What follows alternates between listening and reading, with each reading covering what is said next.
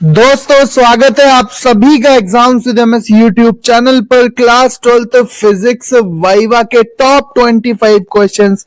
अगर आप class 12th में हो और आपके प्रैक्टिकल होने वाले हैं तो ये वीडियो आपके लिए 30 नंबर लाके दे सकता है। स्वागत है सभी का exams with MS YouTube channel पर। एक बार फिर से आज की इस वीडियो में करने वाले हैं 25 मोस्ट इंपॉर्टेंट वाइवा के प्रश्न जो कि फिजिक्स के वाइवा में मोस्ट फ्रीक्वेंटली पूछे जाते हैं। यही क्वेश्चंस लगभग हर साल हर किसी स्टूडेंट से इधर उधर करके थोड़े बहुत चेंजमेंट करके पूछे जाते हैं। तो अगर आपको इन 25 क्वेश्चंस की जानकारी अच्छे से होगी तो आप वाइवा को काफी अच्छे तरह से टैकल कर पाओगे। सो वीडियो को एंड तक देखना। आप ये वीडियो कौन से जिले से देख रहे हो, अपने जिले का नाम, अपने गांव या शहर का नाम जरूर लिखना और कितने परसेंट है आपके क्लास 12 का टारगेट ये भी कॉमेंट बॉक्स में जरूर बताना। तो चलो शुरू करते हैं मोस्ट इंपॉर्टेंट फिजिक्स प्रैक्टिकल के क्वेश्चंस। तो सबसे पहला क्वेश्चन जो मोस्ट इंपॉर्टेंट चलता है कि भैया आपसे फिजिक्स की परिभाषा ही पूछ ली जाती है कि भौतिक विज्ञान में हम क्या पढ़ते हैं। तो आपको इसका सीधा और सिंपल आंसर देना है कि भौतिक विज्ञान में हम द्रव्य तथा ऊर्जा और उनसे संबंधित भौतिक राशियों का विस्तार से अध्ययन करते हैं। फिर से परिभाषा सुनिए कि भौतिक विज्ञान या फिजिक्स में हम द्रव्य एवं ऊर्जा तथा मूलभूत नियमों, उससे संबंधित मूलभूत नियमों एवं विभिन्न भौतिक राशियों का विस्तार से अध्ययन करते हैं। आप अपनी पुस्तक से कोई भी सरल फिजिक्स की परिभाषा जरूर याद करना। भैया फिजिक्स का प्रैक्टिकल है तो डायरेक्टली वो आपसे सीधा सीधा ये भी पूछ देते हैं कि भैया बताओ फिजिक्स होती क्या है। तो फिजिक्स की परिभाषा जरूर बताना। फिजिक्स में हम क्या पढ़ते हैं आपको जरूर बताना है कि फिजिक्स में हम द्रव्य एवं ऊर्जा तथा विभिन्न भौतिक राशियों तथा इनके बीच अंतर संबंध जो होता है उनके बारे में हम विस्तार से अध्ययन करते हैं। साथ ही साथ हम प्रकृति के मूलभूत नियमों को भी फिजिक्स के अंतर्गत ही पढ़ते हैं। तो 2-3 पॉइंट्स में भी आप बता सकते हैं। फिर दूसरा क्वेश्चन, भैया फिजिक्स की फाइल आप ले जाएंगे वाइवा के दौरान, चार्ट पेपर ले जाएंगे, मॉडल ले जाएंगे, जो भी कुछ आपने बनाया होगा, ठीक है। तो वो आपसे पूछेंगे भाई फाइल देख के कि आपने कौन कौन से एक्सपेरिमेंट्स लिखे हैं फाइल में, ठीक है। अगर आपने ठीक से लिखे होंगे फाइल में और आपको पता होगा कि हाँ मुझको ये एक्सपेरिमेंट्स कराए गए हैं तो आप अच्छे से उन एक्सपेरिमेंट्स को बता देना सर को, जिससे उन पे एक बहुत ही अच्छा इंप्रेशन जाने वाला है, जिससे वो आपको पूरे नंबर देंगे। भैया जब किसी स्टूडेंट को पता ही नहीं होगा कि उसने कौन से एक्सपेरिमेंट किए हैं तो कोई एग्जामिनर उसको फुल नंबर क्यों ही देगा। इसलिए आपको करेक्ट पता होना चाहिए, इंफॉर्मेशन पूरी होनी चाहिए कि भैया मैंने इंडेक्स में जो सारे एक्सपेरिमेंट्स लिखे हैं कम से कम उस पे एक बार नजर दौड़ा लेना कि हाँ ये प्रकाश के अपवर्तन वाला एक्सपेरिमेंट है, ये ओम के नियम वाला एक्सपेरिमेंट कराया गया है, ठीक है, ये विद्युत धारा से रिलेटेड एक्सपेरिमेंट कराया गया है, ये फिर लेंस सूत्र का कराया गया है, ये अपवर्तन का कराया गया है एक्सपेरिमेंट। तो आप उनको 3-4 एक्सपेरिमेंट बता दोगे तो आपसे वो इंप्रेस हो जाएंगे और आपको पूरे नंबर देंगे। एक और क्वेश्चन, नेक्स्ट क्वेश्चन है जो कि बहुत ही ज्यादा चलता है फिजिक्स के वाइवा में, कूलाम का नियम बताइए। अब ये भाई फर्स्ट ईयर में आप पढ़ के आते हो, कूलाम का नियम लगभग सभी को पता होता है और बहुत ही आसान नियम है। आपको बताना होता है कि दो आवेशित कणों के बीच, ठीक है, दो आवेशित कण हैं Q1 Q2, इनके बीच एक वैद्युत स्थैतिक बल इलेक्ट्रोस्टैटिक फोर्स लगता है जिसको हम कूलाम बल के द्वारा निर्धारित करते हैं। और ये कूलाम बल क्या होता है, F बराबर 1/4 pi epsilon not Q1 Q2 upon R square, इस तरह का सूत्र होता है। आपको ये बताना होता है कि जो इन दो आवेशित कणों के बीच लगने वाला बल होता है वो दूरी के वर्ग के व्युत्क्रमानुपाती और इनके आवेशों के गुणनफल के अनुक्रमानुपाती होता है।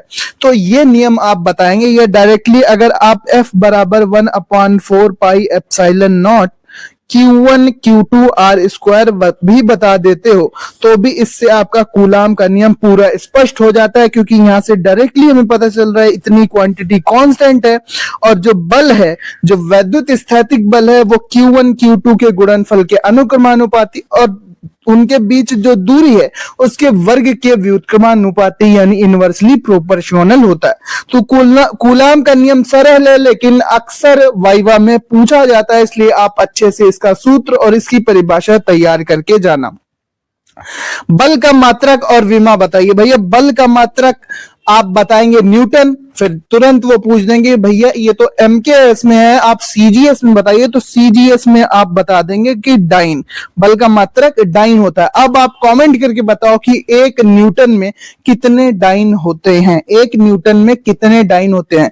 और आपको बल की विमा भी कमेंट करके बतानी है कि बल की विमा क्या होती है। ये तो सिंपल है ना, बल की विमा, बल का सूत्र और बल का एमकेएस और सीजीएस में, यानी एमकेएस में क्या हो गया न्यूटन, सीजीएस में डाइन।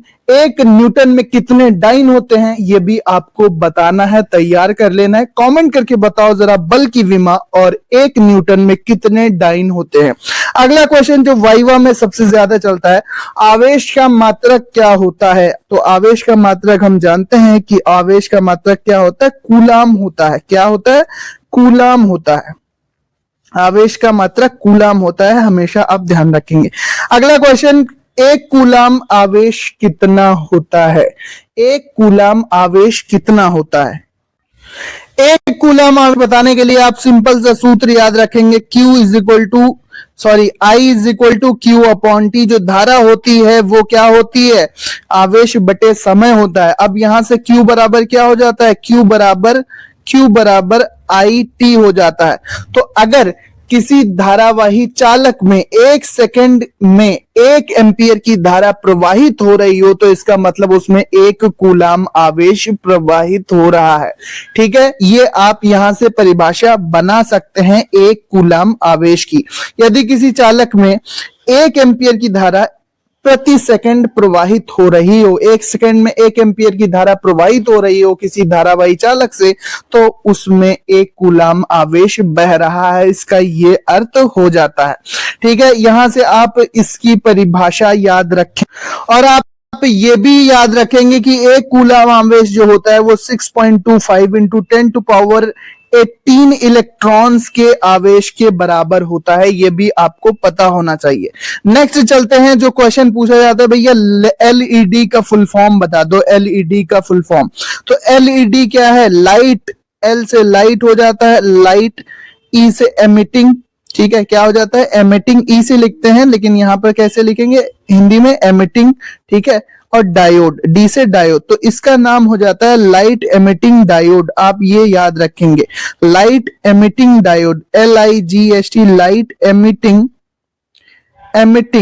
ठीक है, एमिटिंग, यहां पे एक सिंगल एम है, emitting diode, light emitting diode इसका फुल फॉर्म हो जाता है, याद रखना है, पूछा जाता है। अगला क्वेश्चन देखते हैं, प्रत्यावर्ती धारा क्या होती है। अब आपको इसकी परिभाषा अच्छे से पता होनी चाहिए कि भैया प्रत्यावर्ती धारा क्या होती है। वो आपसे पूछेंगे भैया बताओ धारा कितने प्रकार की होती, तो आप बताएंगे कि दिष्ट धारा, या जिसको हम डीसी करंट कहते हैं, और प्रत्यावर्ती धारा जिसको हम एसी करंट कहते हैं। ठीक है, एसी करंट कहते हैं। ठीक है, ये आपको पता होना चाहिए। प्रत्यावर्ती धारा की एक छोटी सी परिभाषा आप याद कर लेना, ये प्रत्यावर्ती धारा से वाइवा में क्वेश्चन जरूर पूछा जाता है। ठीक है, नेक्स्ट क्वेश्चन चलते हैं कि डायनमो का क्या कार्य होता है। डायनमो का क्या कार्य होता है ये आपको बताना है कि डायनमो का क्या कार्य। तो हम जानते हैं कि डायनमो एक मोटर के जैसी दिखने वाली एक डिवाइस होती है, यह युक्ति होती है, जिससे क्या होता है कि यांत्रिक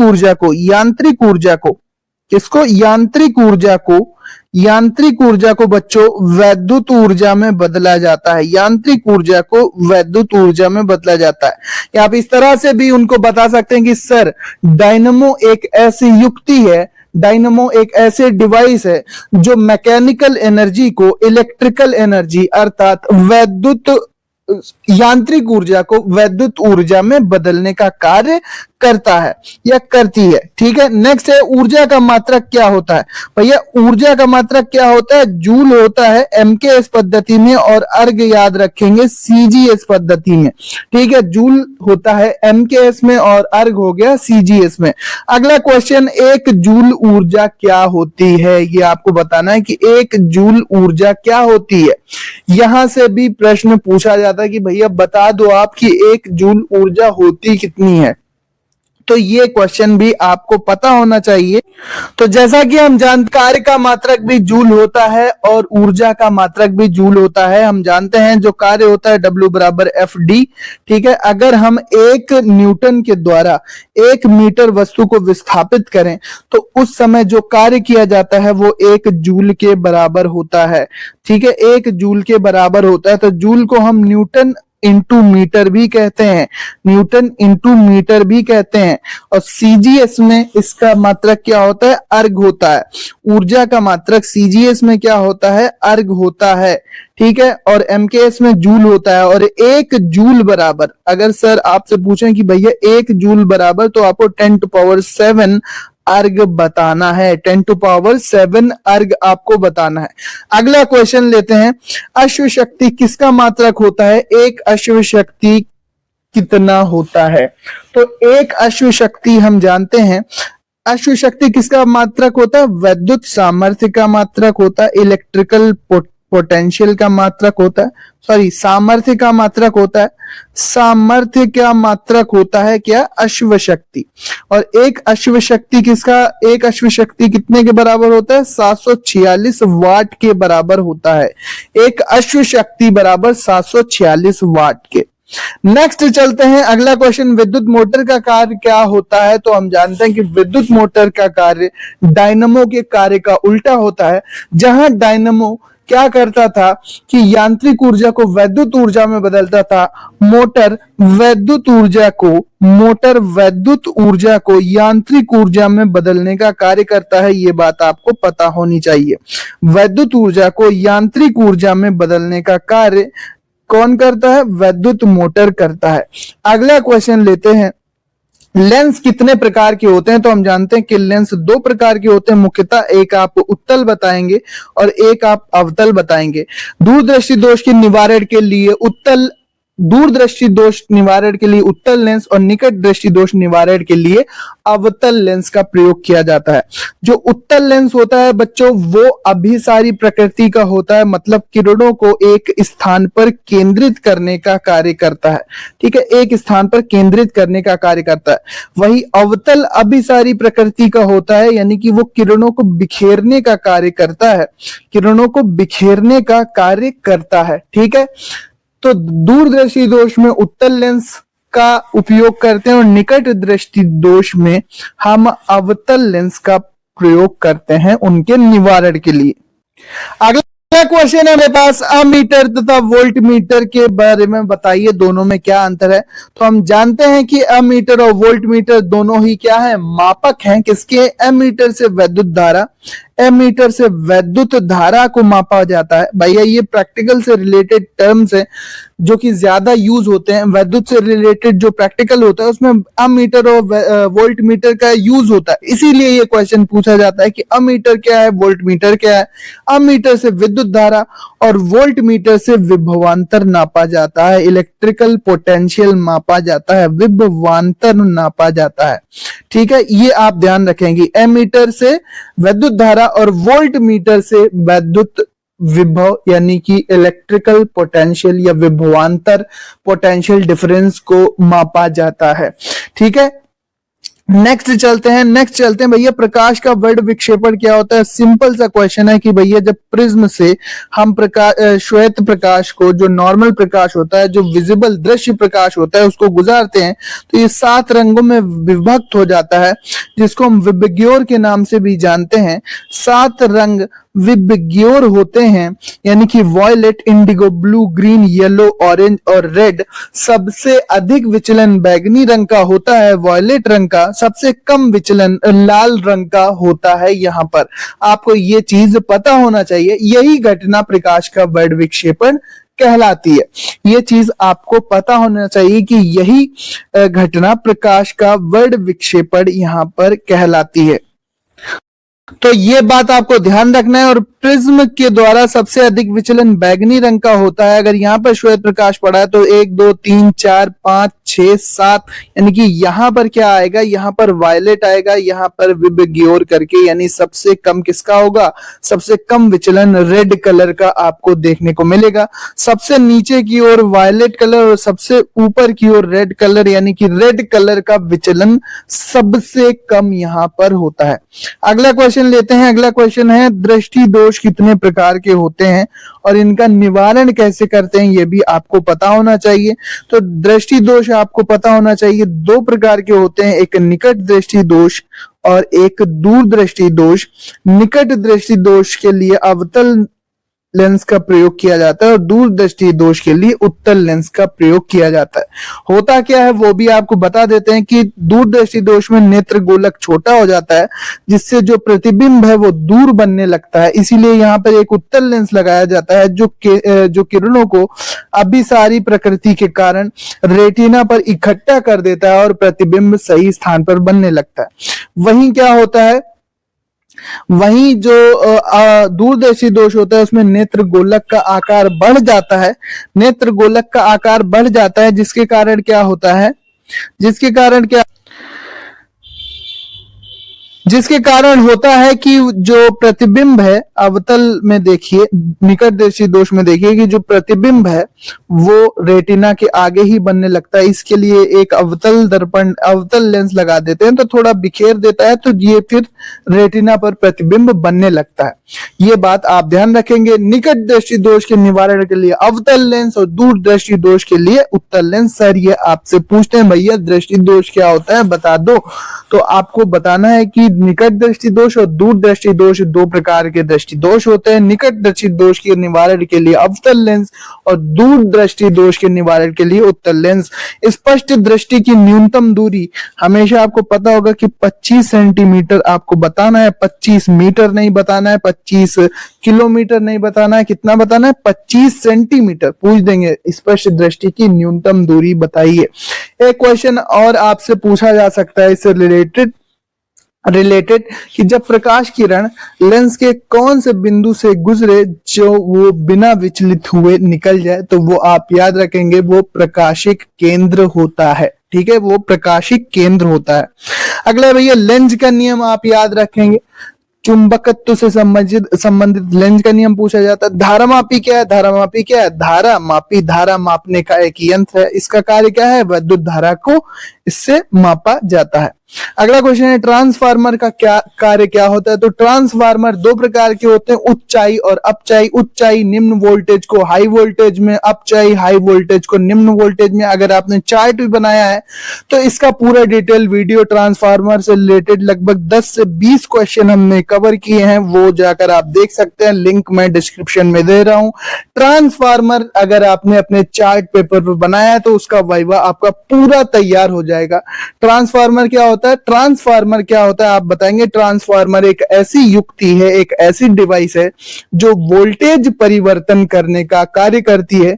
ये उच्च वोल्टेज को निम्न वोल्टेज तथा निम्न वोल्टेज को उच्च वोल्टेज में परिवर्तित करने का कार्य करती है।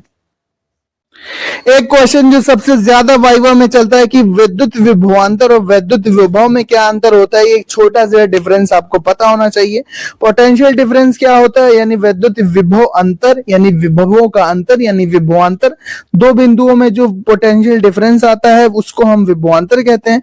और किसी स्थान पर आवेश की जो मात्रा होती है सिंपली हम उसको पोटेंशियल कह सकते हैं, विभव कह सकते हैं। ये चीज आपको पता होना चाहिए। विद्युत चुंबकीय तरंगे क्या होती हैं, ठीक है, विद्युत चुंबकीय तरंगे क्या होती हैं, तो ये आपको क्वेश्चन पता होना चाहिए।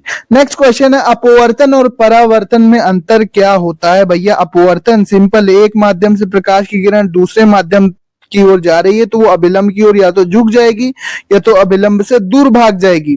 ठीक है, एक माध्यम से दूसरे माध्यम से, जैसे पानी से कांच, कांच से हवा, हवा से निर्वात, निर्वात से हीरा, तो इस तरह से इसको हम अपवर्तन कहते हैं। अपवर्तन के भी 2 नियम होते हैं। परावर्तन क्या होता है, जब किसी चिकनी सतह पर कोई प्रकाश की किरण पड़ती है तो वो अपने मार्ग से तक उस ऑब्जेक्ट से टकराकर वापस लौट जाती है। इसको परावर्तन हम कहते हैं। तो ये क्वेश्चन है, ये भी मोस्ट इंपॉर्टेंट है जो सर आपसे पूछते हैं, और ये क्वेश्चन सब बेसिक क्वेश्चन है, आपके पढ़े हुए हैं, इसीलिए ये इंपॉर्टेंट है। क्योंकि वहां पर जब सर पूछते हैं क्वेश्चन तो बिल्कुल सिंपल ही पूछते हैं, लगता आपको कठिन है due to exam pressure, viva के प्रेशर, कि सर बाहर से आए हैं भैया कुछ पूछ रहे हैं, तो वहां पे आप घबरा जाते हो। लेकिन घबराने की जरूरत नहीं है। इसके अलावा जितने सारे भी बेसिक क्वेश्चन है उनकी बस आपको हल्की अंडरस्टैंडिंग होनी चाहिए। 99% सर आपसे सरल क्वेश्चन ही पूछते हैं, वो कठिन क्वेश्चन नहीं पूछते। कठिन क्वेश्चन एक आध ही पूछेंगे अगर आप सरल वाले क्वेश्चन बता ले जाओगे तब। अगर आप ना बता पाए तो फिर वो भी आपसे नहीं पूछेंगे। लेकिन अगर आपको आता हो चाहे ना आता हो आप आंसर जरूर देंगे। और अगर आप ना बता पाए तो आप ऐसे ही मत चले आना, आप उनसे दूसरा क्वेश्चन पूछने के लिए जो आपने तैयार किया हो, चार्ट से रिलेटेड, फाइल से रिलेटेड, किसी प्रोजेक्ट से रिलेटेड, तो उन क्वेश्चंस को पूछने के लिए आप अनुरोध कर सकते हैं, जिससे आपका वाइवा अच्छा जाए। केवल चुपचाप आपको नहीं आना है, नहीं तो भैया नंबर कट जाएंगे। क्या आपने exams with MS YouTube channel को सब्सक्राइब किया है? तो आप कह देना जी हाँ बिल्कुल सब्सक्राइब किया है, तो वो आपको पूरे नंबर देंगे 30 में 30। हमारी पूरी प्लेलिस्ट है, वाइवा के सभी इंपॉर्टेंट क्वेश्चंस हमने कवर किए हुए हैं, चाहे फिजिक्स हो, केमिस्ट्री हो, बायोलॉजी हो, ठीक है, तीनों की हमारी पूरी प्लेलिस्ट है। वहां पर जाकर आप सारे वाइवा के क्वेश्चन, प्रैक्टिकल, चार्ट किस पे बनाना है, मॉडल किस पे बनाना है, कौन से टॉपिक पर तैयारी करनी है, सब कुछ बताया गया है। 30 में 30 आपके नंबर पक्के हो जाएंगे। तो UP board, MP board, Bihar board, Jharkhand board, जहां जहां भी प्रैक्टिकल हो रहे हैं तो उन सभी स्टूडेंट्स के लिए शुभकामनाएं। यूपी बोर्ड के स्टूडेंट्स का पैटर्न ये है कि 30 नंबर का इंटरनल प्रैक्टिकल होता है, उनके लिए ये वीडियो बहुत ही ज्यादा इंपॉर्टेंट है, इसलिए पूरा अच्छे से आप तैयार कर लेना।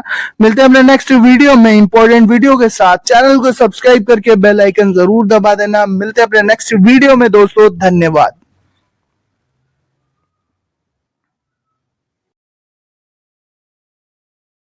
दोस्तों ये वीडियो आपके केमिस्ट्री प्रैक्टिकल में 30 में 30 नंबर दिला सकता है, तो इस वीडियो को ध्यान से लास्ट तक जरूर देख लेना। प्रैक्टिकल में आपको 30 में 30 नंबर मिल जाएंगे अगर आप इस वीडियो को अच्छे से समझते हो। अच्छे से समझते हुए चलेंगे भाई प्रैक्टिकल में क्या होता है, और प्रैक्टिकल के टॉप 20 वाइवा के क्वेश्चंस जो कि आपके एक्सटर्नल सर जो वाइवा लेने आएंगे, जो प्रैक्टिकल लेने आएंगे, वो आपसे कौन से प्रश्न पूछते हैं, कैसे प्रश्न पूछते हैं, तो वाइवा क्वेश्चंस देखने वाले हैं। साथ ही साथ हम आपको कुछ ऐसी बातें भी बताएंगे जिनको आप ध्यान में रखोगे तो आपको प्रैक्टिकल में, केमिस्ट्री के प्रैक्टिकल में 30 आउट ऑफ 30 में 30 नंबर मिलेंगे। यूपी बोर्ड में 30 नंबर का प्रैक्टिकल होता है, बाकी सभी बोर्ड में भी लगभग 30 नंबर का ही प्रैक्टिकल होता है, तो सभी बोर्ड के लिए ये वीडियो इंपॉर्टेंट होने वाला है। तो सबसे पहले हम यहाँ पर देखेंगे कि भैया प्रैक्टिकल का सिलेबस होता है 30 नंबर का, जिसमें 30 नंबर में 15 नंबर का इंटरनल प्रोजेक्ट वर्क होता है, चार्ट, मॉडल वगैरह, और 30 में से 15 नंबर का जो वर्क होता है वो प्रैक्टिकल वर्क होता है, जो कि बाहर से सर एक आते हैं आपके कॉलेज में, आपके स्कूल में, वाइवा करते हैं, आपका प्रैक्टिकल वर्क चेक करते हैं और आपका प्रैक्टिकल कॉपी लिखाई जाती है, आपका प्रैक्टिकल लेते हैं। तो दोस्तों फाइनली होता यह है कि जब सब कुछ प्रैक्टिकल हो जाता है तो वाइवा के क्वेश्चंस आपसे पूछे जाते हैं, और वो कौन से प्रश्न हैं जो अक्सर आपसे वाइवा में पूछे जाते हैं, वही 20 क्वेश्चंस हम यहाँ पर डिस्कस करेंगे।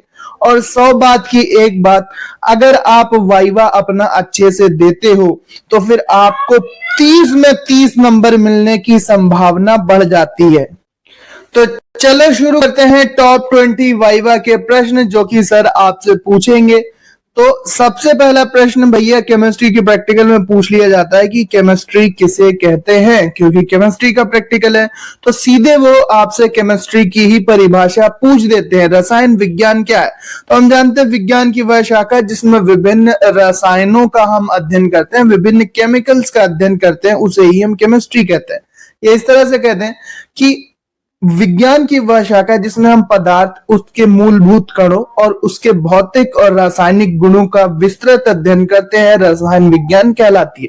तो एक अच्छी सी केमिस्ट्री की परिभाषा छोटी सी आप जरूर तैयार रखना अपने वाइवा के लिए। नेक्स्ट क्वेश्चन भैया, लैब में विलयन का बहुत काम होता है, तो विलयन क्या होता है, सॉल्यूशन क्या होता है? सर आपसे डायरेक्टली पूछ देते हैं, भाई बताओ सॉल्यूशन क्या होता है। आपने लैब में लैब वर्क किया होगा, आपने एक्सपेरिमेंट्स किए होंगे, ढेर सारे सॉल्यूशन अलग अलग बने होंगे, तो वो पूछते हैं सर आपसे कि सॉल्यूशन क्या होता है। तो आपको सिंपली बताना है, जब किसी सॉल्वेंट में, जब किसी विलायक में, जब कोई सॉल्यूट यानी विलेय पदार्थ को घोला जाता है, तो वो दोनों पदार्थ आपस में घुल के एक मिश्रण बनाते हैं जिसको हम विलयन कहते हैं। जैसे आपसे अगर वो पूछे कि चलो भाई एग्जाम्पल बताओ सॉल्यूशन का, तो आप बता सकते हैं जैसे जल में नमक घोलने पर एक सॉल्यूशन बन जाएगा, विलयन बन जाएगा, जिसमें नमक क्या है, नमक विलेय पदार्थ यानी कि सॉल्यूट है। नमक क्या है, विलेय पदार्थ यानी कि सॉल्यूट है। और पानी क्या है, सॉल्वेंट है जिसमें हमने नमक को घोला है। इसी तरह से चीनी को पानी में घोलेंगे तो चीनी विलेय पदार्थ और पानी विलायक, तो इन दोनों से मिलकर क्या बन जाता है, विलयन बन जाता है। तो आप सीधे सीधे सिंपल आप ये भी बता सकते हैं कि विलयन बराबर जो होता है सर, वो होता है विलेय प्लस विलायक। क्या होता है, विलेय प्लस विलायक, यानी सॉल्यूट प्लस सॉल्वेंट, विलेय प्लस विलायक। यहां पर मैंने आपको लिख दिया है विलेय प्लस विलायक। अगला क्वेश्चन जो भाई आपसे सबसे ज्यादा पूछा जाता है केमिस्ट्री के वाइवा में, सॉल्ट क्या होते हैं, लवण क्या होते हैं? क्योंकि ढेर सारे सॉल्ट के एक्सपेरिमेंट होते हैं, इनऑर्गेनिक एनालिसिस जो होता है जिसमें मूलकों की पहचान करना सिखाया जाता है, वहां पर सर आपसे पूछते हैं भैया सॉल्ट होता क्या है। तो सॉल्ट आपको सिंपली बताना है कि सॉल्ट ऐसे रासायनिक पदार्थ है जो कि जल में घुलने पर धनात्मक आयन और ऋणात्मक आयन में टूट जाते हैं, आयनों में वियोजित हो जाते हैं। फॉर एग्जाम्पल NaCl हमने यहां पर लिया, अगर हम इसको जल में घोलेंगे तो Na पॉजिटिव और Cl निगेटिव में ये टूट जाता है। इसी तरह से कोई अन्य सॉल्ट का एग्जाम्पल भी आप बता सकते हैं, जैसे ZnCl2 का भी आप एग्जाम्पल बता सकते हैं कि ये Zn2 positive plus Cl2 negative में टूट जाता है। तो दो आयन मिलते हैं क्लोराइड के, और जिंक 2 पॉजिटिव का एक आयन यहां पर मिलता हुआ दिखता है। तो आपको सिंपली ये बताना कि सर लवण वे पदार्थ होते हैं जो जल में घोलने पर धनात्मक और ऋणात्मक आयनों में टूट जाते हैं, लेकिन लवण H पॉजिटिव या OH नेगेटिव नहीं देते। अम्ल की पहचान क्या है? सर आपसे पूछें अगर कि अम्ल की पहचान क्या है, तो आपको सीधे बताना है कि भैया जलीय विलयन में जो पदार्थ H पॉजिटिव आयन देते हैं उनको हम अम्ल के तौर पर वर्गीकृत कर सकते हैं। जैसे HCl ये जल में जाएगा तो H पॉजिटिव और Cl निगेटिव देता है, H पॉजिटिव और Cl निगेटिव ये यहां पर आपको देता है।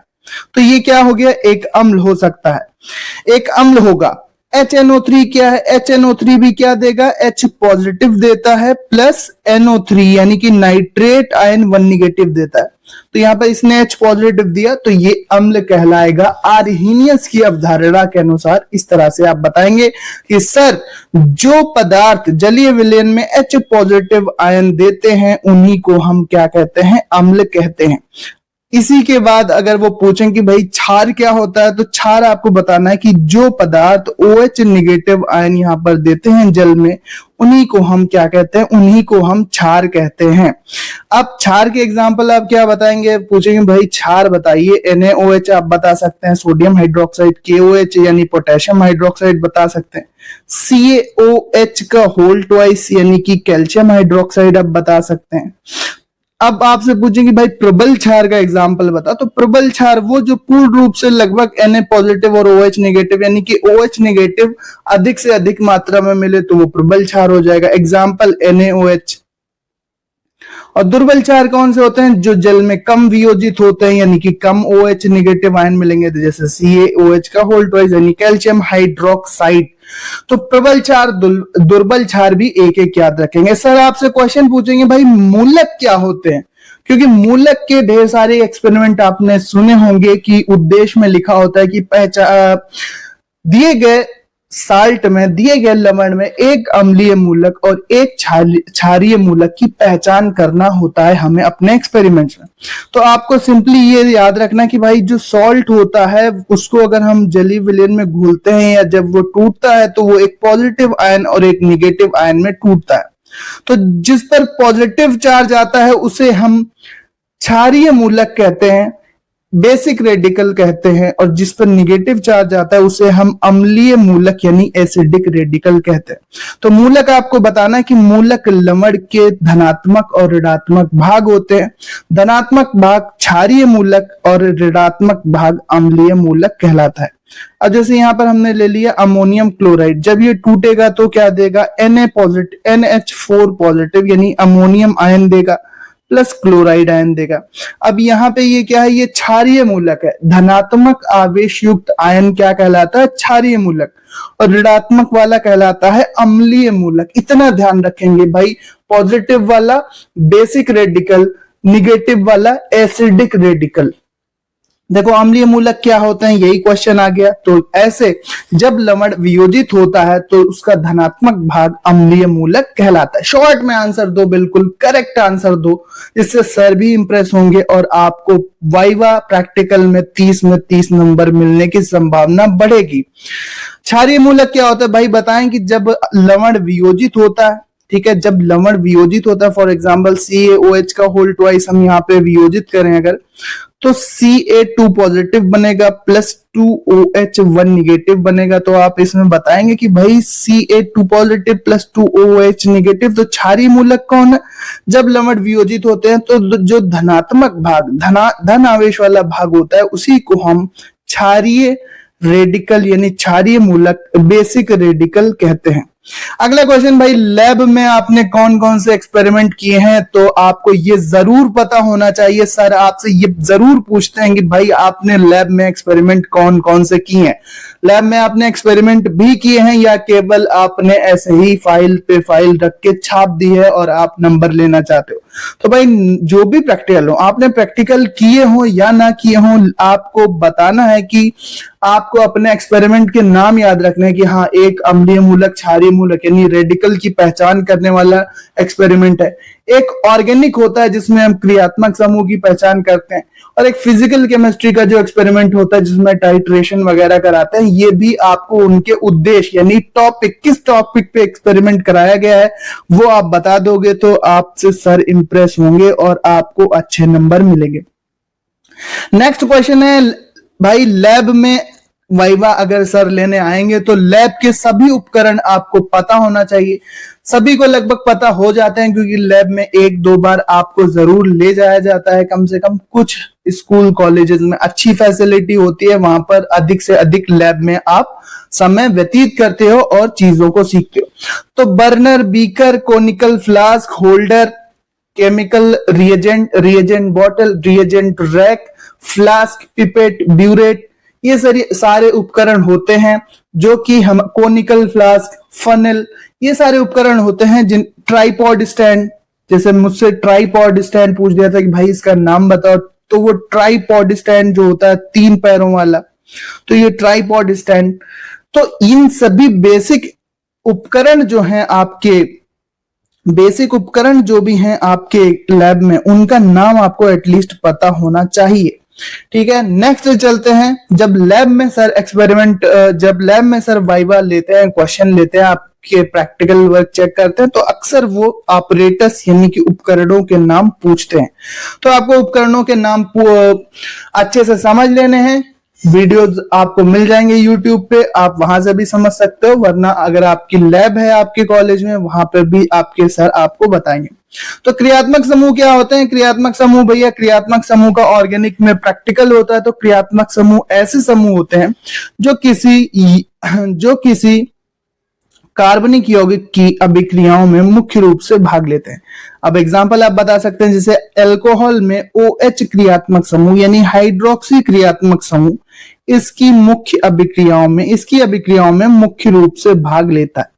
क्रियात्मक समूह के एग्जाम्पल सर आपसे पूछे भाई 4 क्रियात्मक समूह के नाम बता दो, तो आप हाइड्रोक्सी बता सकते हैं, COOH कार्बोक्सिलिक एसिड बता सकते हैं, आप एमीन बता सकते हैं, आप कीटोन बता सकते हैं, एल्डिहाइड आप बता सकते हैं, आप कीटोन बता सकते हैं।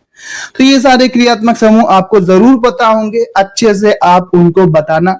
सर आपसे मोस्टली सरल क्वेश्चंस ही पूछते हैं, वो कठिन क्वेश्चंस तब पूछते हैं जब आप सरल बता चुके होते हो और उनको लगता है कि हाँ ये स्टूडेंट से कठिन क्वेश्चन भी पूछे जा सकते हैं, तो वो वाइवा में आपसे कुछ कठिन क्वेश्चंस भी पूछते हैं आपकी नॉलेज चेक करने के लिए, लेकिन उनके पास ज्यादा समय नहीं होता, इसलिए आपसे सरल क्वेश्चन ही पूछे जाएंगे, इसलिए घबराने की बात नहीं है।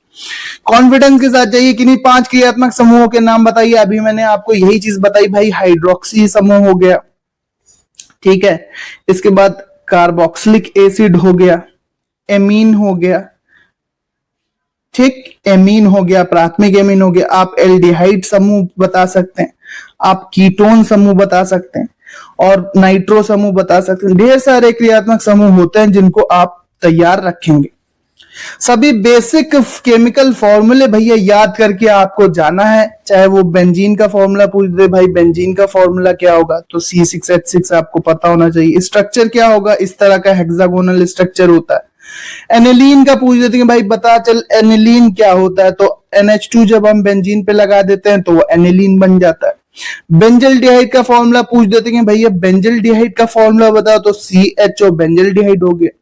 इसके अलावा मेथेन का फॉर्मूला पूछ देते हैं, सारे सरल और बेसिक फॉर्मूले पूछते हैं भाई। उन्होंने पूछ दिया कि चलो थायोनिल क्लोराइड का फॉर्मूला बताओ, तो SOCl2 थायोनिल क्लोराइड का फॉर्मूला आपका तैयार। तो सभी बेसिक सूत्र जो होते हैं वो आपको पता होना चाहिए भाई। केमिकल फॉर्मूला, केमिस्ट्री का प्रैक्टिकल सर लेने आते हैं तो वो केमिकल फॉर्मूला आपसे पूछ देते हैं या तो वो लिखवा लेते हैं, ठीक। तो बेसिक सारे फॉर्मूले आपके अच्छे से तैयार होने चाहिए।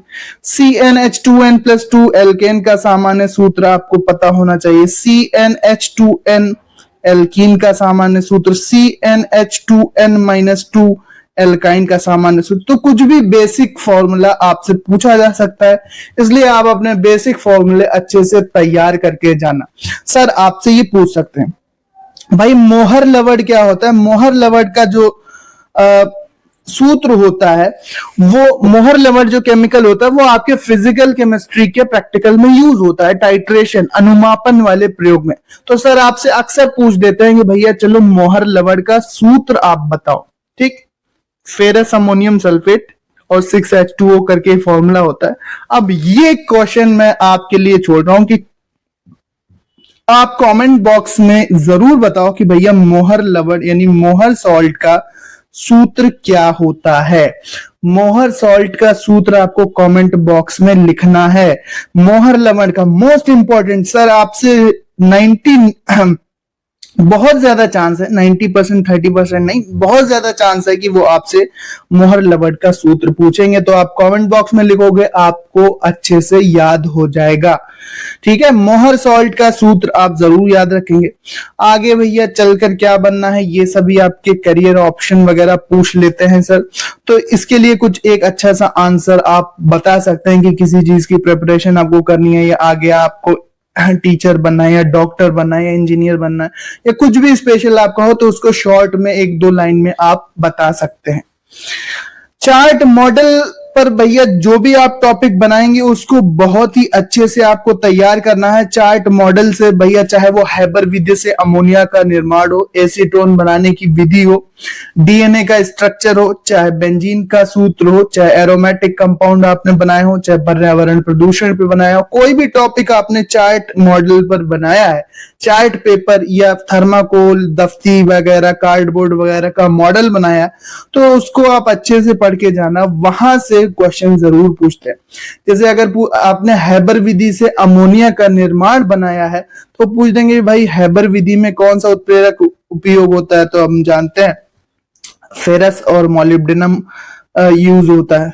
फेरस उत्प्रेरक, मोलिब्डेनम उत्प्रेरक वर्धक।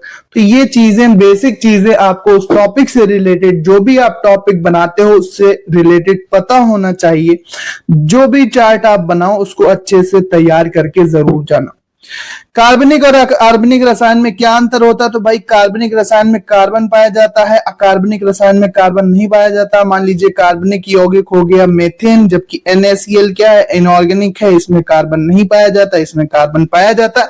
अक्सर ये क्वेश्चन सर आपके प्रैक्टिकल या वाइवा के दौरान पूछते हैं, तो आपको ये बेसिक समझ होना चाहिए कि कार्बनिक रसायन क्या है और अकार्बनिक रसायन क्या है, यानी इनऑर्गेनिक केमिस्ट्री क्या है और ऑर्गेनिक केमिस्ट्री क्या है। इसी तरह से आपको एलिफैटिक और एरोमेटिक यौगिकों में अंतर पता होना चाहिए। भाई एलिफैटिक यौगिक क्या होते हैं? जो ओपन चेन कंपाउंड होते हैं, श्रृंखला में जिसमें कार्बन जुड़े होते हैं, ठीक है, जिसमें श्रृंखलाएं होती हैं सीधी सीधी, उनको एलिफैटिक कार्बनिक यौगिक कहते हैं। मान लीजिए ब्यूटेन, इसमें सीधी श्रृंखला है, carbon carbon carbon carbon carbon carbon carbon, ये सीधी श्रृंखला है, तो ये एलिफैटिक। एरोमेटिक क्या? जिसमें चक्रीय श्रृंखला होती है, कार्बन की चक्रीय श्रृंखला होती है। फॉर एग्जांपल बेंजीन में यहाँ 6 कार्बन की एक चक्रीय श्रृंखला होती है, तो बेंजीन कैसा कंपाउंड हो जाएगा? एरोमेटिक कंपाउंड हो जाएगा। एरोमेटिक कंपाउंड में कार्बन का प्रतिशत अधिक होता है, इसीलिए ये धुएंदार ज्वाला के साथ जलते हैं मोस्टली। लेकिन कुछ एलिफैटिक कंपाउंड भी ऐसे होते हैं जो अधिक धुएंदार ज्वाला के साथ जल सकते हैं।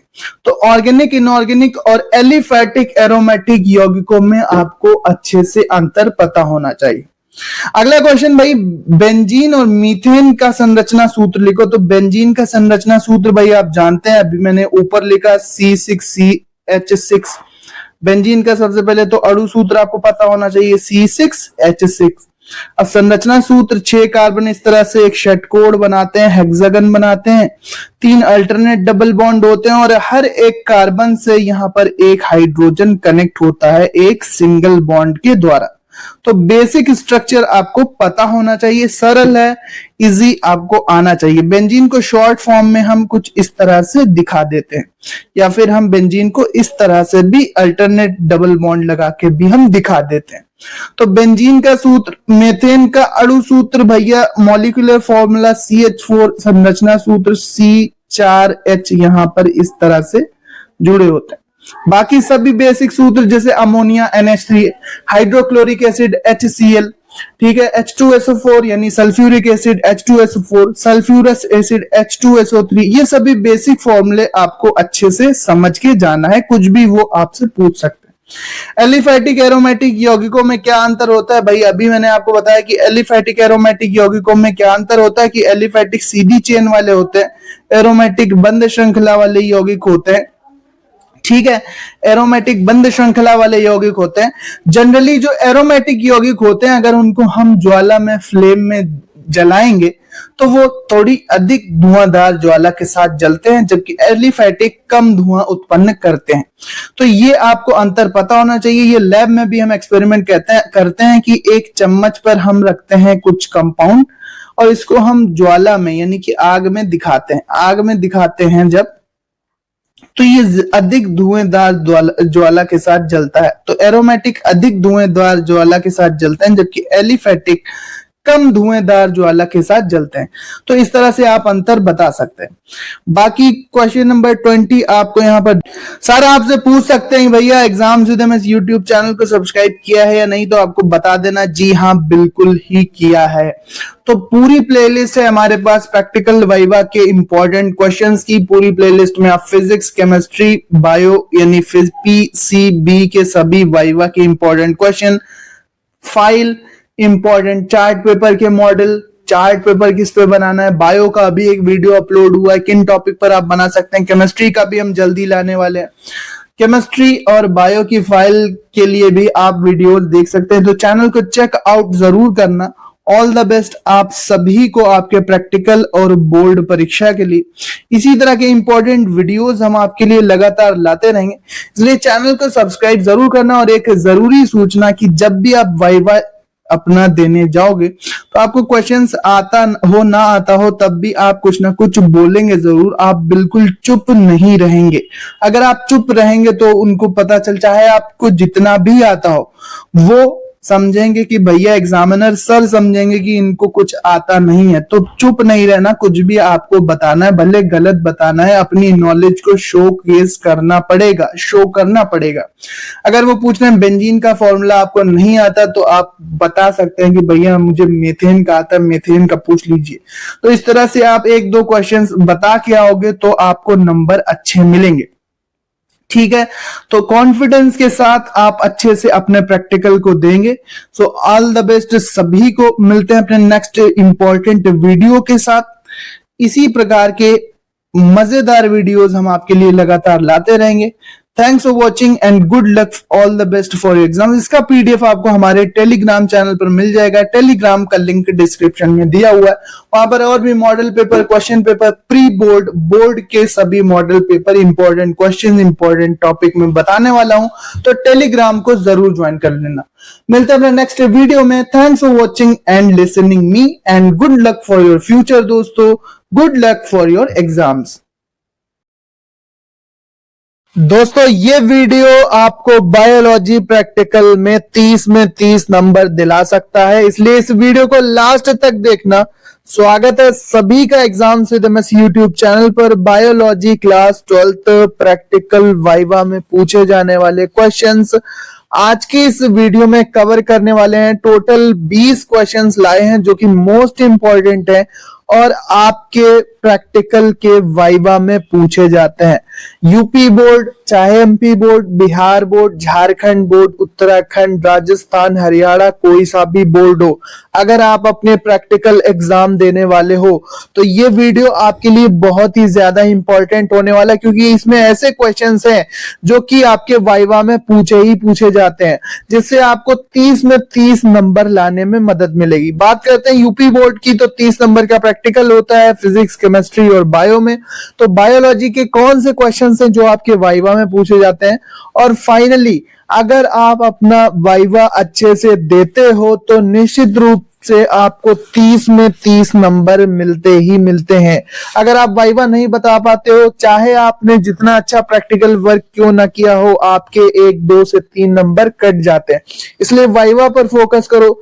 जो भी चार्ट मॉडल आपको बनाना है उस पर आप अच्छे से वाइवा तैयार करेंगे और ये टॉप 20 क्वेश्चंस आपको अच्छे से वाइवा देने में आपका वाइवा अच्छा होगा। ये सारे क्वेश्चंस अगर आप अच्छे से समझते हुए चलते हो तो चलो शुरू करते हैं। तो बात करें भैया, 30 नंबर का आपका प्रैक्टिकल होता है, 70 नंबर का पेपर होता है।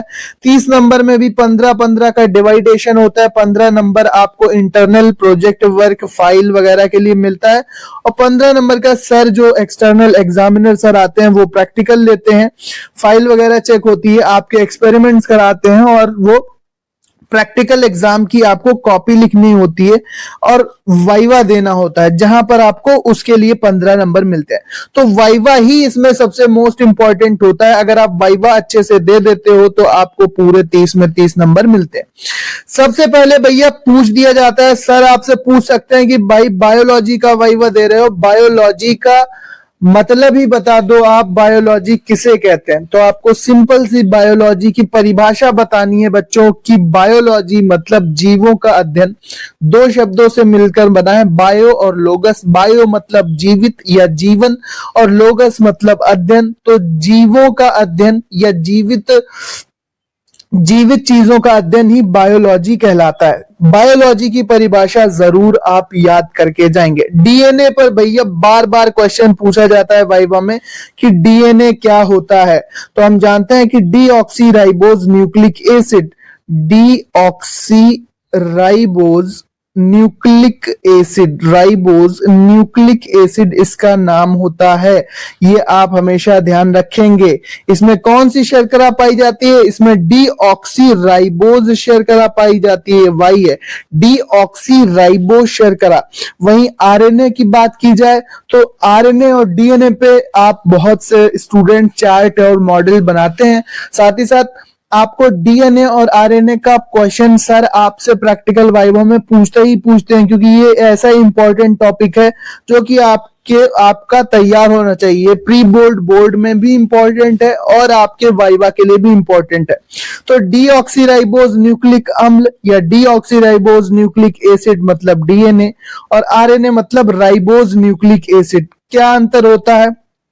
इसमें डीऑक्सीराइबोज शुगर होती है, इसमें राइबोज शुगर होती है। ये डबल स्ट्रैंडेड होता है और आरएनए सिंगल स्ट्रैंडेड होता है।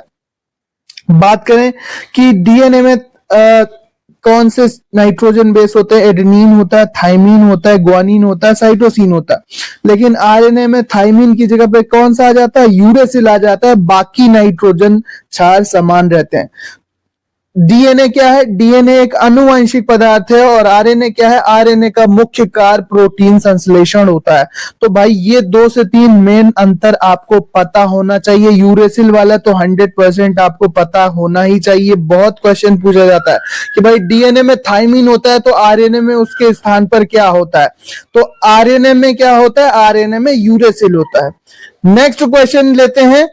अगला क्वेश्चन जो सर आपसे पूछते हैं, भैया द्विनाम पद्धति क्या है? क्योंकि आप क्लासिफिकेशन लिखते हो, जीवों का क्लासिफिकेशन लिखा जाता है, स्पॉटिंग वगैरह का जो एक्सपेरिमेंट होता है जिसमें आप डायग्राम बनाते हैं छिपकली, कबूतर वगैरह का, तो उसमें क्लासिफिकेशन लिखा जाता है। ठीक है, स्टारफिश हो गया या मोलस्का का कोई भी प्राणी आप बना रहे हैं, कुछ भी बना रहे हैं, अमीबा, इंटरमीबा, पैरामीशियम, तो उसमें क्लासिफिकेशन लिखते हैं। तो क्लासिफिकेशन में एक चीज यूज होती है, जैसे होमोसेपियंस लिखते हैं आप, होमोसेपियंस लिखते हैं तो वो द्विनाम पद्धति के अकॉर्डिंग ही होता है। होमोसेपियंस अगर आप लिख रहे हैं तो वो द्विनाम पद्धति के अकॉर्डिंग ही होता है। तो द्विनाम पद्धति किसने दी थी? तो द्विनाम पद्धति आपको कैरोलस लीनियस बताना है भैया। द्विनाम पद्धति कैरोलस लीनियस ने दी थी। ठीक है, कैरोलस लीनियस ने ये द्विनाम पद्धति दी थी, जिसमें क्या दिया था कि किसी भी जीव या पौधे का नाम 2 शब्दों से मिलकर बना होता है। जैसे होमोसेपियंस में होमो क्या है? होमो वंश है, और सेपियंस क्या है? सेपियंस यहाँ पर जाति हो जाती है। सेपियंस क्या हो जाती है? जाति हो जाती है। वंश और जाति से मिलकर द्विनाम पद्धति में नाम बनता है। मेंडल के नियम पूछ दिए जाते हैं, भाई मेंडल के नियम बता दो। मेंडल के नियम कितने होते हैं? 3 नियम होते हैं, ध्यान रखेंगे। आप बताएंगे सर प्रभाविता का नियम एक होता है, लॉ ऑफ डोमिनेंस होता है, एक पृथक्करण का नियम होता है सर, एक पृथक्करण का नियम होता है, लॉ ऑफ सेग्रीगेशन होता है, और तीसरा होता है भाई स्वतंत्र अपव्यूहन का नियम। स्वतंत्र अपव्यूहन का नियम, लॉ ऑफ इंडिपेंडेंट असॉर्टमेंट। स्वतंत्र अपव्यूहन का नियम आपको देखने को मिलता है। ठीक है, 3 नियम आपको बताने हैं, मेंडल ने दिए थे। भाई मेंडल ने, सर पूछ देंगे कि मेंडल ने अपने प्रयोग किस पे किए थे? तो भाई उन्होंने मटर के पौधे पर प्रयोग किए थे। मेंडल कहाँ के निवासी थे? ऑस्ट्रिया के निवासी थे। मेंडल को क्या कहा जाता है? मेंडल को आनुवंशिकता का पिता कहा जाता है, फादर ऑफ जेनेटिक्स कहा जाता है। ठीक है, फादर ऑफ जेनेटिक्स कहा जाता है इनको, फादर ऑफ जेनेटिक्स कहा जाता है। ये आपको याद रहना चाहिए। मेंडल के नियमों के नाम अभी हमने आपको बताया। सबसे पहले प्रभाविता का नियम, ठीक है, प्रभाविता का नियम आ जाता है। दूसरा पृथक्करण का नियम आ जाता है, नाम याद रखेंगे, पृथक्करण का नियम। और तीसरा स्वतंत्र अपव्यूहन का नियम आ जाता है, स्वतंत्र अपव्यूहन का नियम आता है। ये आप ध्यान रखेंगे। अनुवांशिक पदार्थ क्या होता है भाई? डीएनए अनुवांशिक पदार्थ होता है, डीऑक्सीराइबोज न्यूक्लिक एसिड। विभिन्न लक्षणों का निर्धारण करने के लिए जीवों में एक क्या बोलते हैं उसको, कि एक पीढ़ी से दूसरी पीढ़ी में जो लक्षणों का स्थानांतरण होता है वो अनुवांशिक पदार्थ डीएनए के रूप में होता है। DNA deoxyribose nucleic acid, DNA, ठीक है, डीएनए डीऑक्सीराइबोज न्यूक्लिक एसिड। ध्यान रखेंगे, सर आपसे पूछेंगे कोशिका की खोज किसने की थी? भाई रॉबर्ट हुक ने की थी। किसने की थी? रॉबर्ट हुक ने की थी। कहाँ की थी? कॉर्क सेल्स में की थी। मतलब जो बोतल में कॉर्क लगी होती है उसकी जो लकड़ी होती है उसमें सूखी लकड़ी में इन सेल्स की खोज की गई थी। उन्होंने अपने माइक्रोस्कोप से कुछ इस तरह से हेक्सागन रूप में कोशिकाओं को पहली बार देखा था? अब आपको ये बताना है कि रॉबर्ट ब्राउन ने कोशिका की खोज किस सन में की थी। ये आपको कमेंट करके बताना है कि किस सन में रॉबर्ट हुक ने कोशिका की खोज की थी। कमेंट करिए जल्दी से। आपने अपने लैब में कौन कौन से एक्सपेरिमेंट्स किए हैं? भाई एक्सपेरिमेंट किए हैं, क्योंकि प्रैक्टिकल चल रहा है इसलिए एक्सपेरिमेंट जरूर आपको बताने हैं। आपको अपने फाइल के एक्सपेरिमेंट नाम याद होने चाहिए कि आपने कौन कौन से एक्सपेरिमेंट किए हैं। इसके बाद आपको लैब के सभी उपकरणों के नाम पता होना चाहिए कि भाई पेट्री डिश क्या है, माइक्रोस्कोप क्या है, पेट्री डिश क्या है, माइक्रोस्कोप क्या है, कौन सी डाई है, इओसिन है या जो ब्लू वाली डाई होती है, या क्या रैक है, या अलग अलग जो स्पीशीज आपके लैब में रखी होती हैं, स्पीशीज रखी होती हैं, इन सभी के बारे में आपको जानकारी होनी चाहिए। वो सर आपसे कुछ भी पूछ सकते हैं आपके लैब में वाइवा या प्रैक्टिकल लेते समय वो आपसे ऐसे क्वेश्चन पूछते हैं। भाई एटीपी एडीपी का पूरा नाम बहुत पूछा जाता है प्रैक्टिकल वाइवा में। ATP adenosine triphosphate, adenosine triphosphate, ADP adenosine diphosphate, adenosine triphosphate.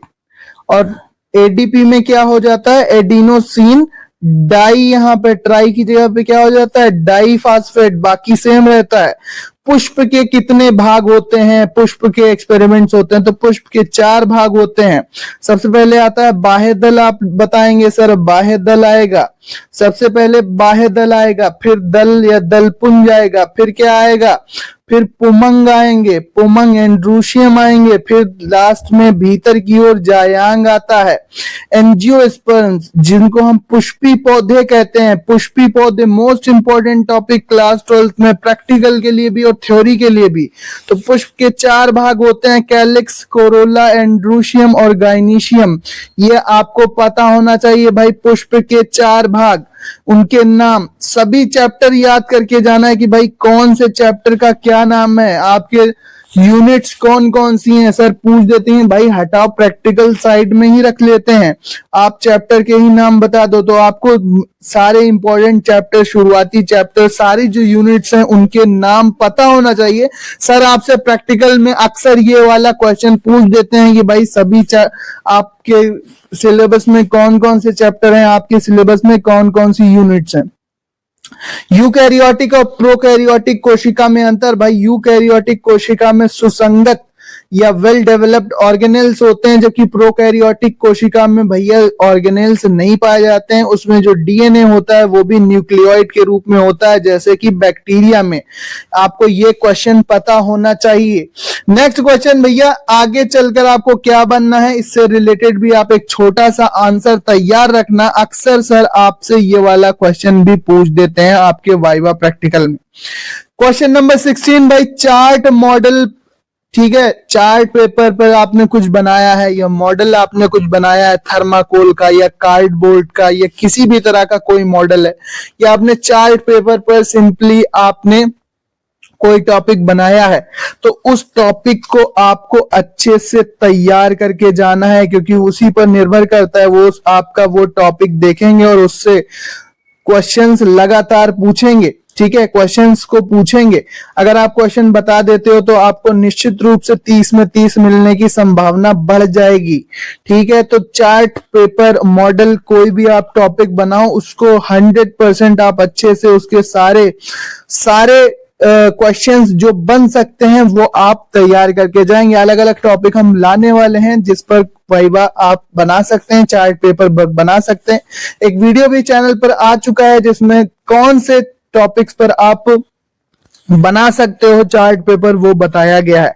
तो चार्ट पेपर पर जो भी बनाओ उसको अच्छे से तैयार करते रहना दोस्तों। मिलते हैं अपने नेक्स्ट क्वेश्चन है यहाँ पर, मनुष्य का वैज्ञानिक नाम होमो सैपियंस। अभी बताया था होमो सैपियंस। ठीक है, होमो सैपियंस आप याद रखेंगे। जीनस है ये, स्पीशीज है। होमो सैपियंस जीनस है, स्पीशीज है ये। नेक्स्ट है हमारे पास कॉर्डेटा और नॉन कॉर्डेटा जीवों में क्या अंतर होता है। भाई कॉर्डेटा में मेरू रज्जु पाई जाती है और नॉन कॉर्डेटा में जो रीढ़ की हड्डी होती है वो नहीं मिलती है। ये बेसिक अंतर है। नॉन कॉर्डेटा भी प्रोटोथीरिया, मेटाथीरिया और यूथीरिया होते हैं। कॉर्डेटा बाकी सारे जंतु जिसमें रीढ़ की हड्डी पाई जाती है उन्हें कॉर्डेटा कहते हैं। कॉर्ड से बना है, कॉर्ड से बना है कॉर्डेटा। आप याद रखेंगे, सर अक्सर आपसे वाइवा लेने वाले सर आपसे अक्सर ये कॉर्डेटा और नॉन कॉर्डेटा के बारे में क्वेश्चन पूछते हैं। कॉर्डेटा और नॉन कॉर्डेटा के बारे में आपको पता होना चाहिए, कॉर्डेटा और नॉन कॉर्डेटा के बारे में, ठीक है। कॉर्डेटा और नॉन कॉर्डेटा के बारे में आप याद रखेंगे। ब्लड ग्रुप्स, ब्लड ग्रुप्स कितने होते हैं भैया? 4 प्रकार के ब्लड ग्रुप्स होते हैं। Blood group A, blood group B, blood group A B और ब्लड ग्रुप ओ। ये 4 प्रकार के ब्लड ग्रुप्स होते हैं। किसने खोज की थी? कार्ल लैंडस्टीनर ने इनकी खोज की थी। कार्ल लैंडस्टीनर नाम के वैज्ञानिक ने इन ब्लड ग्रुप्स की खोज की थी। ये आपको ध्यान रखना है, ठीक है। तो ये यहां से क्वेश्चन बनते हैं। बाकी चैनल को सब्सक्राइब कर लो।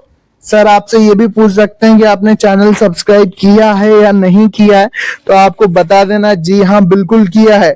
वहीं से ये इंपॉर्टेंट क्वेश्चन देखे थे जिससे मुझे 30 में 30 नंबर मिलने वाले हैं। तो ऑल द बेस्ट सभी को प्रैक्टिकल वाइवा के लिए। हम अलग अलग टॉपिक पर जिन पर आप वाइवा तैयार कर सकते हो, चार्ट बना सकते हो, वो वीडियोस लाने वाले हैं। इसका पीडीएफ आपको हमारे टेलीग्राम चैनल पर मिलेगा। टेलीग्राम चैनल का लिंक डिस्क्रिप्शन में है। मिलते हैं अपने नेक्स्ट वीडियो में। इसी तरह के इंपॉर्टेंट वीडियोस लगातार आपको मिलते रहें, इसलिए बेल आइकन प्रेस कर देना। मिलते हैं अपने नेक्स्ट वीडियो में। Thanks for watching and good luck for your practical exam as well as your board exams.